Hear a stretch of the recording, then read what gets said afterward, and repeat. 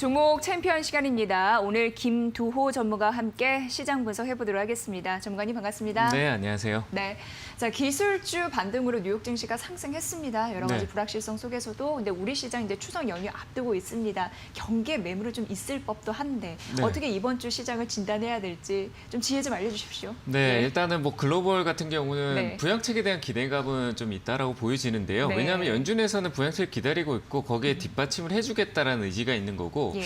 뭐 통화 정책에 대해서 부분은 일단 뭐 금리를 제로 금리를 맞춰놨기 때문에 네. 지금은 이제 말 그대로 재정적인 정책이 좀 필요하다라는 관점에서 부양책 기다리고 있는데요. 네.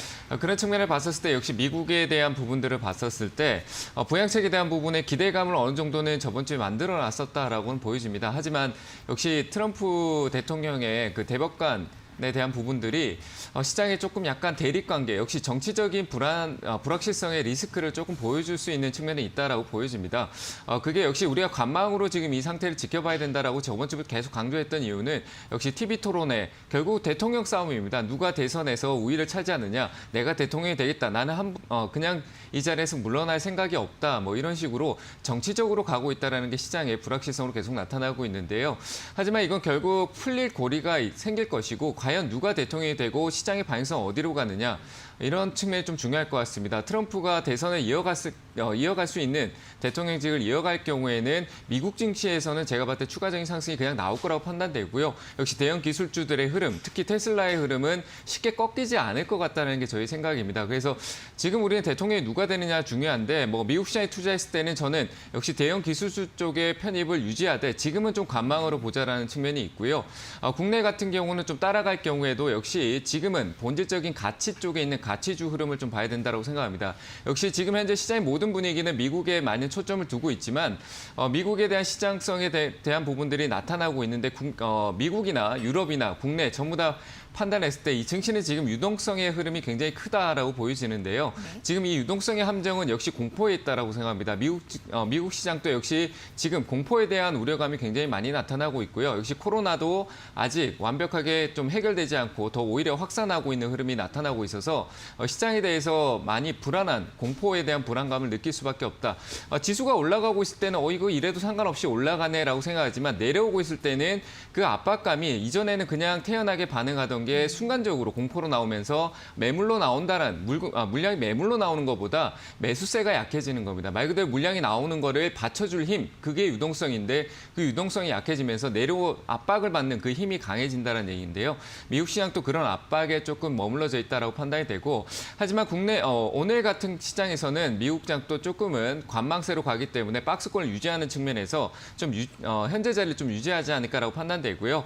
일단 나스닥 선물로 봤었을 때 오늘 야간 선물 시장도 역시 0.2%대 상승을 지금 보여주고 있는 흐름이긴 합니다만 이 흐름 안에서 역시 박스권 영역으로 존재할 가능성이 크고요. 역시 11,500포인트 나스닥 선물 기준입니다. 11,500포인트와 아래쪽으로는 1,600포인트 정도 1,600포인트 정도까지의 박스권을 유지하는 흐름이 강할 거다라고 판단되고, 추석 때 조금 변동성을 만들어서 우리나라 시간으로 좀 추석 때겠죠. 그때 TV 토론회를 통해서 좀 방향성, 지지도의 변화가 생기면서 방향성이 좀 나타날 것 같은데, 트럼프가 지지율이 좀 올라갈 때는 저는 개인적으로는 11,800포인트 정도의 오히려 상승이 나오지 않을까라고 판단되니까 좀 확인하고 대응하시는 게 좋을 것 같습니다.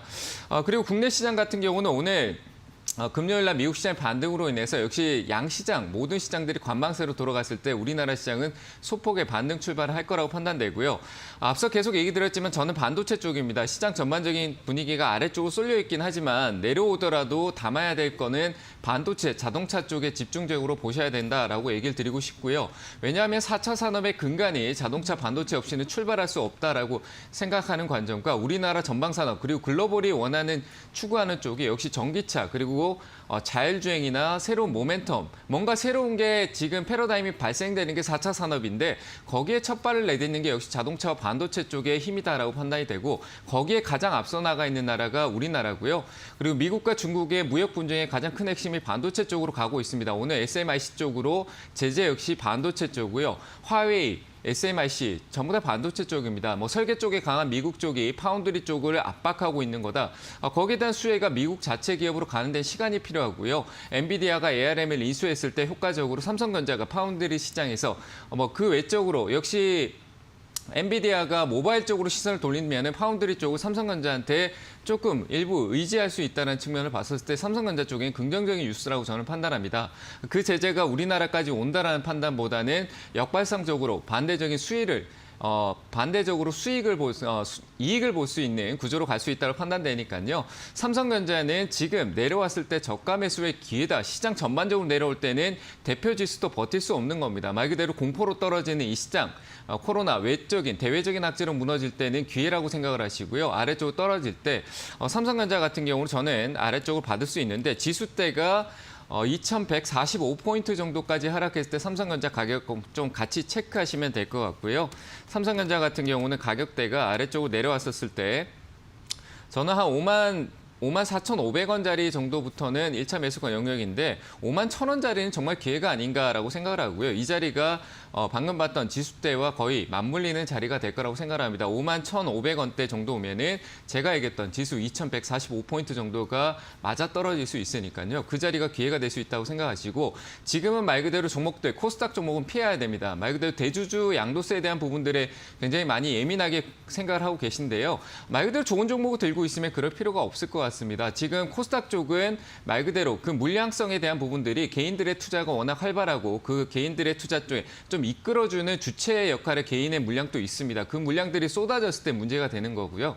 역시 본질적으로 가치가 높은 종목들은 매년 기간에서 그런 부분에서 차익이 나왔던 부분이었습니다. 그래서 똑같이 나오고 난 이후에 올라갈 수 있는 종목 누가 있냐. 본질적인 가치를 가진 종목들, 말 그대로 코스피 우량한 종목들, 대형주도 좋지만 그 아래에 있는 가치적인 종목도 굉장히 많습니다. 반도체 쪽 관련돼 있는 우량한 기업들을 좀 코스피 쪽에 소속돼 있는 것과 그리고 코스닥 대형주 쪽의 흐름을 살펴보신다라면은 이번 시장에 공포로 하락할 수 있는 이 시장은 절대적으로 저는 기회라고 생각을 하고요. 뭐 시장이 대공황으로 온다라고 하더라도 결국 시장은 오르고 내리고 반복합니다. 우리가 코로나 때 대공황이라고 생각하고 정말 이거는 주식시장에 떠나야 된다라고 생각했던 부분에서 올라왔는 걸 생각해 보시면은 결국 어디서 올라왔나? 자동차 반도체 쪽이 탄탄하게 올라왔었고요. 바이오는 살아있었다. 코로나 수혜자였기 때문에 올라왔던 겁니다. 하지만 바이오 쪽은 지금 현재적으로 봤을 때 차익 실현에 대한 리스크가 좀 있다라고 판단되고요. 오히려 바이오 쪽은 순환매 형태로 지금 내려와 줄 때 좀 깊은 조정을 기다리는 게 맞습니다. 오히려 지금은 안전한 수익성보다 성장성, 밸류에이션보다는 지금은 조금은 안정적인 부분, 말 그대로 펀더멘탈 쪽으로 생각을 해서 좀 아래쪽에서 저평가돼 있는 화학 쪽에서도 2차 전지 화학이 아닌 말 그대로 새로운 신소재, 첨단 소재 쪽의 화학적인 요소와 그리고 우리가 생각할 수 있는 철강 쪽 흐름, 자동차 만들 때 철강 들어가고요. 조선업에 수주 받았는데 조선업황이 좋지 않다라고 하지만 저는 내년부터는 좀 관심 가져야 되는 게 조선업황이다라고 생각을 하기 때문에 철강 쪽의 관심도 저평가된 바닥권의 매수 관점으로는 중장기적으로는 괜찮다. 그래서 저는 지금은 반도체 쪽에 삼성전자에 집중하면서 이 시장에 대해서 공포보다는 내려왔을 때 본질적인 가치로 올라가는 폭을 계산하고 조금 더 멀리 보는 시선을 두는 게 좋다 이렇게 생각을 하고요.